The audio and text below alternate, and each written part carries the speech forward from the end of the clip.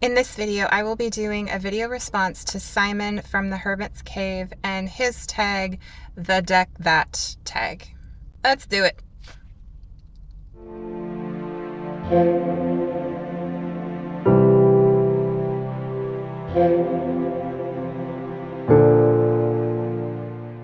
It's been like an eon since I've filmed a tarot tag related video. I just haven't done one in a very long time. And I think the main reason for that is that at this point in my practice, it's just kind of not where I'm at. I guess, I don't know. And a lot of the tags out there for tarot related things are oriented around sort of personification of decks, and that's not inherently a bad thing. I think it's can be a fun experiment, but it's just not how I'm looking at decks sort of as a whole in my practice. And like I said, there's nothing wrong with personifying decks or tags around that. When my channel was a wee little baby, I actually created a tag that sort of centered around personifying decks. That was my Coffee House Decks tag. I will link to that just in case anybody's interested. There's a playlist. I'll link the playlist because I had a lot of responses. So I have created one of those myself, but it's just kind of not where I'm at right now. But this tag that Simon has created is a little bit different in that I feel it's a bit more on the reflective side of things. And that's really where I'm at sort of in this process of my practice with tarot, not just with tarot, but with cards and kind of with divination as a whole. I'm at a different place, I guess, right now. So I thought this tag would be a good one. I will link Simon's original video in the description box. I believe there are 12 prompts. I'm filming this intro while my kid is picking up his paycheck, and I don't even remember what a lot of the prompts are. So I will list them, I think, in the description box as well, just so you can follow along. And if anybody wants to do a video response, you could use that kind of as a reference if you need to. But yes, I will go top down to show the decks. I will be sure to verbalize the prompts. I will do my best to include the names of the decks and where they can be acquired if they are currently still in print. I will do my best to put all the information in the description because I know that people find that helpful, and I find it helpful too sometimes when I'm watching videos. Now we will get started with the prompts that Simon has created for us. There are 12 in total. Prompt number 1 is the deck that reflects who I used to be. This is the one I had the hardest time with, actually, just because there are lots of things I used to be. But for the sake of this particular tag, I decided to go back to right around the time when I was first starting to read cards as a practice. And the very first deck I ever bought for myself to engage with that practice. And it happens to be an oracle. I started with oracle before I started with tarot, and my first oracle was the Hedge Witch Botanical Oracle by Ciolo Thompson. This is a Llewellyn deck. It is beautiful. It is glossy, as you can see. It is lovely, though. It comes in one of those big Llewellyn boxes, and it does have a beautiful full color guidebook. Ciolo is a Western Washington State creator, and this deck is very near and dear to my heart. It is all various botanicals, mostly that can be found in this particular region. And this deck is just, it reminds me of when it's the beginning of all the things, sort of in this regard of pulling cards, contemplating, journaling. Just, it takes me back to the beginning of my practice. And so this is sort of the bridge between who I was before cards and who I became after. Each of these cards has a keyword, a general keyword, as well as the botanical name for each plant. And that is my choice for prompt 1, the deck that reflects who I used to be. Hedge Witch Botanical by Ciolo Thompson. This is mass market.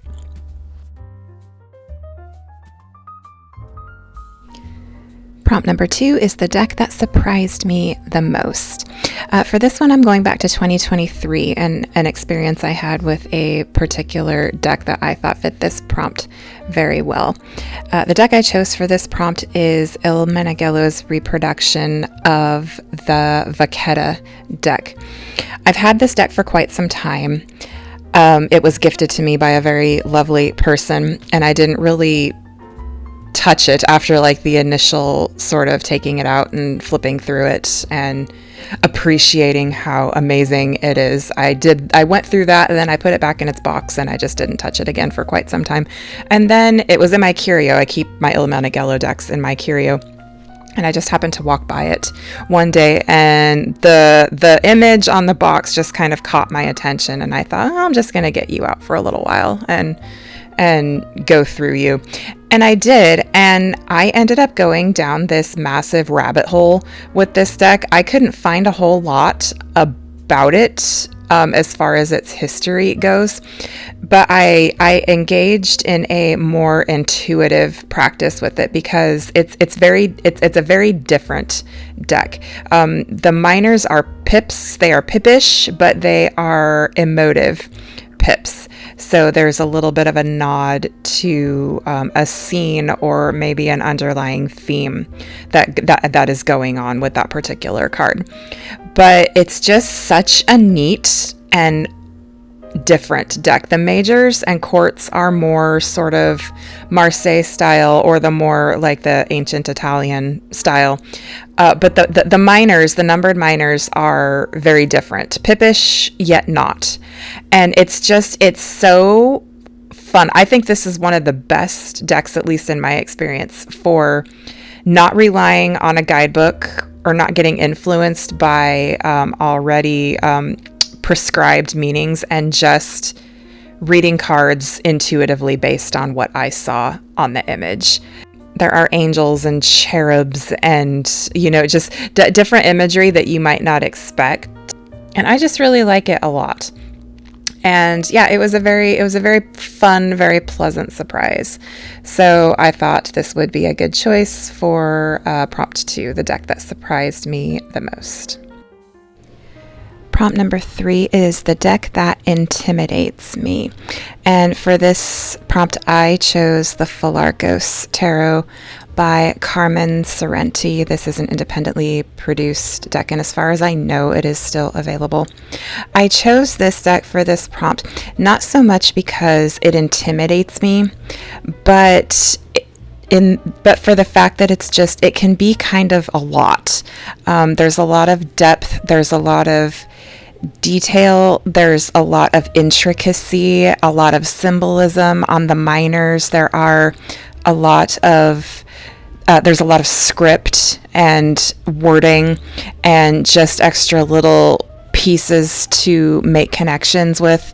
And it's one of those tarots I think that could benefit from not using in a larger spread, but maybe just using for a card a day or for a study or just for something that's very specific. That tower right there is one of my favorite tower cards of all time. The tower for me there's an aspect of being split open with the tower, and that card for me is just it's very poignant as far as how I interpret that card. What was I saying? Oh, yes. Using it for something specific or for a deeper practice. I don't use this deck often, but when I do, there's a very specific purpose for it. So that is my deck that intimidates me, but more so, it's just I find it to be a lot sometimes. Prompt number 4 is the deck that's pure comfort. My choice for this is an oracle. The answer is Simple by Sonia Choquette. This is a Hay House deck, and from what I can tell, this is out of print. There was a book I think she did by the same title, but I believe the deck is out of print now, which is kind of a bummer for me because I would have gotten a backup copy had I known it was going out of print. This was the prompt that I sort of had the most quick and intuitive reaction as to what I was going to pick. These cards have sort of short, sweet, simple advice or affirmations. It's one of those advice style decks. And the images are they're cute and colorful, but they also pack a punch. It's one of those decks that looks a little superficial, but if you stop and pause with it for a little bit longer, there's actually a depth here that I think is very understated. And I have done a lot of pretty deep personal work with this oracle, particularly when the pandemic was occurring, like when we were kind of in the thick of it. I did a lot of work with these cards, and I just think it's one of those that kind of hits hard, but it's still gentle at the same time. So that is my comfort deck. The answer is simple. Prompt number 5 is the deck that gives the best readings. Of course, this is subjective for everyone. Not everyone will feel the same about every deck. But for me, for this prompt, I chose the Way Home Tarot. This is not a new deck on my channel. This has been featured in many a video that I have done. I used this deck for my Q2 Celtic Cross spread, and I did film that. I made a video. I'll try to remember to link that. This is Bakara Vintner and Autumn Whitehurst, and it is available currently, I believe, from Everyday Magic. This tarot for me is it's when I, especially in a larger spread, the Celtic Cross that I did ended up being so impactful, and it's more of how the cards spoke with each other. I've spoken at length about the court cards in this deck and how much I love them because of the elemental aspects. The minors are pippish, but they're emotive pips. There's a lot of nature-based theme in this deck. There's all of the aces have a sort of sacred geometry component to them. And it's just one of those tarots that for me, when I lay it out in a spread, it just clicks for me and I just get it. And for me, this is my best reader, and that's the Way Home Tarot. Prompt number 6 is the deck that's too pretty to use, but I still love it. My choice for this prompt is Il Meneghello's reproduction of the Soprafino. The Soprafino is a deck that is very near and dear to my heart. It is the deck that got me interested in the old Italian decks, and I actually did get, when I bought this from Il Meneghello, I did get one of their sturdy paper boxes with the sun tiled on the top to go with it, so I made it a box within a box situation. So that's the exterior box, and the deck itself is in this box right here. I have read with this deck. I do use it, but it's not what I automatically grab for, simply because I have other versions of it that I would grab first. In the center is Lo Scarabaeo's limited edition version of the Soprafino, and on the right is Lo Scarabaeo's Ancient Italian, which isn't an exact replica of the Soprafino because the minors are different. They are in the style of, I believe it's Avando. Kelly Fitzgerald did a video about, I think, comparing the two, or she mentioned it in passing. But if I want something that's Soprafino-like, I have no problem reaching for the Ancient Italian because the majors and the courts are in that Soprafino style. The Lo Scarabaeo version is about the same size, but I think they're a little bit more narrow. I really, really like that edition. And the cardstock is not papery. It's more, it's got kind of a plasticky feel. But so if I want to use a Soprafino style deck, I tend to use the Lo Scarabaeo version of the Soprafino. But I don't typically take it out of the house. The Ancient Italian, I have no trouble taking out of the house. I've done that many times. But so I've done a few special readings with the Il Meneghello version, but it's not one that I grab by default if I want to use a Soprafino. But It's just such a lovely, lovely deck. And the Il Meneghello version kept some of the imperfections in the cards, like that discoloration in the sun. I think there's on the devil as well, but it's just a little nuance. And the sun card, I think it's the ancient Italian, that the sun is actually different. I think it's pale versus the Il Meneghello version, which is a dark orange. So I have read with this one, but I am a little particular, I have to say. So I do keep it at home, safe in its box, typically. And so that's my deck that's too pretty to use. I still love it. Il Meneghello's version of the Soprafina.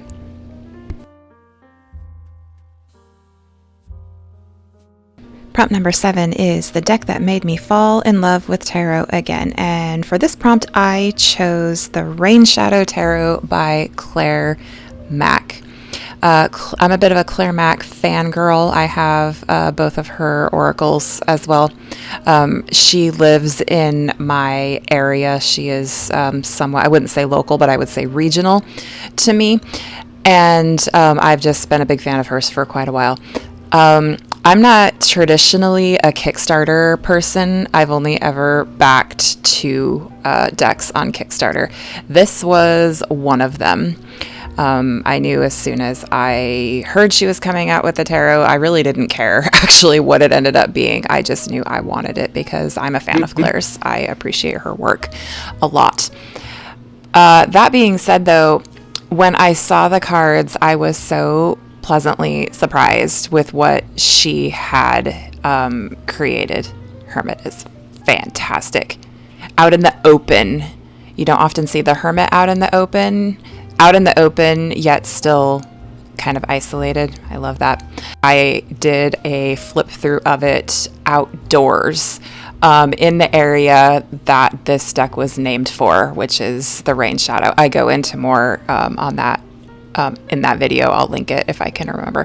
When this deck came into my life, it was in 2023, and I was in a bit of a slump with tarot. I was using it, but it wasn't that I was bored. It's just things just felt kind of samey, I guess. And this was the tarot that kind of reinvigorated my love for tarot, simply because of it's not unusual, but yet it is kind of, it's different. It's very much thinking outside of the box as far as tarot is concerned. And I am pretty much always up for that, especially when I'm feeling kind of a bit bored with my practice. And still to this day, I think there are a couple others that might have been contenders, but overall, this was the one in my experience that kind of just made me fall in love with tarot as a practice again. So that is the Rain Shadow Tarot by Claire Mack.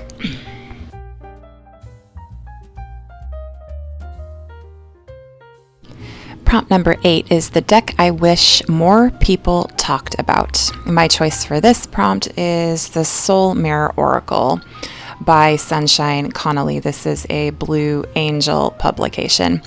I have seen this on YouTube on occasion, but I've never really seen it in a lot of depth, I suppose. And I think that's interesting just because the versatility of this deck is really pretty extraordinary. So what it has is a single keyword at the bottom, but then underneath the keyword, it has what you might call a light aspect of that word and a shadow aspect of that word.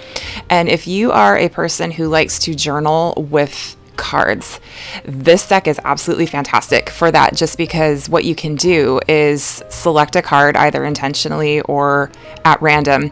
You can look at the keyword, you can look at the facets of that keyword, and you can do a journaling exercise such as, what is a time in my life when I experienced this? And it could be the light aspect. And then what is a time in my life when I experienced this, which could be the shadow aspect, and how both of those experiences affected you even though it's like part of the same spectrum of meaning.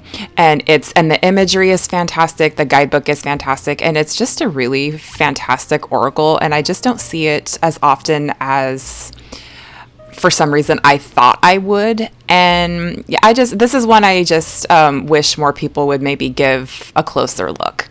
And that is the Soul Mirror Oracle by Sunshine Connolly. Prompt number 9 is the deck that feels like a secret between us. And I promise I am not being cheeky in my response to this prompt. It's just the way it worked out. The deck that feels like a secret between us to me is, in fact, The Secret Tarot by Marco Nizzoli.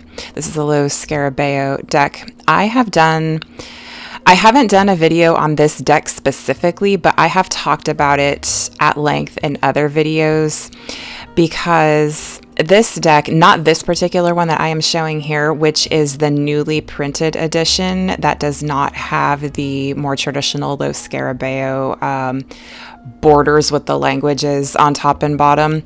I do have a copy of that in that format, and that copy in that format was the very first tarot deck I ever touched, and it's not mine, which sounds kind of weird, but I'll try to link the video where I talk about that a little bit more. But that deck was not mine. I did not feel comfortable reading with it, so I bought my own copy, which is this one. And this is the deck that spearheaded my interest in tarot simply because I had that original copy in my possession, and it just kind of launched everything for me. And there's still a bit of secret sort of for me in that, as far as why it happened, how it happened, because it really shouldn't have happened, but it just kind of did. And there also isn't a lot of information about this deck aside from the little white book, but it's very interesting art. It's kind of comic-y, pop culture, but there are nods to tradition and RWS and even Marseille. That 10 of Wands is not traditional in any respect, but I love it for what it is. And yeah, it's a little secret. Prompt number 10 is the deck that defines my practice right now. This one was really easy for me. I chose the Rainbow Kipper, and I'm having this sort of represent, it's by Tony Poole and Stephen Bright. Both of those names are really well known in the cartomancy world.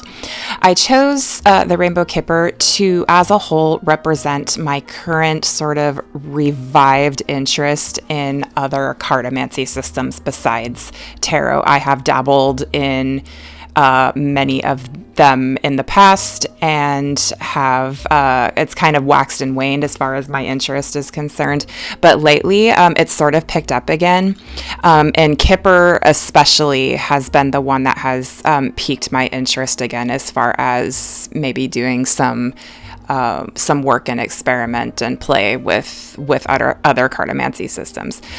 This is the only Kipper deck I own. I do have 2 Lenormand, 2 Sibylla, and 1 Minchiati, and a few decks of playing cards that I keep for sort of divination purposes. But yeah, as a whole, right now, I have a bit of a revived interest in non-tarot cartomancy systems, so I chose the Rainbow Kipper to sort of represent that interest as a whole.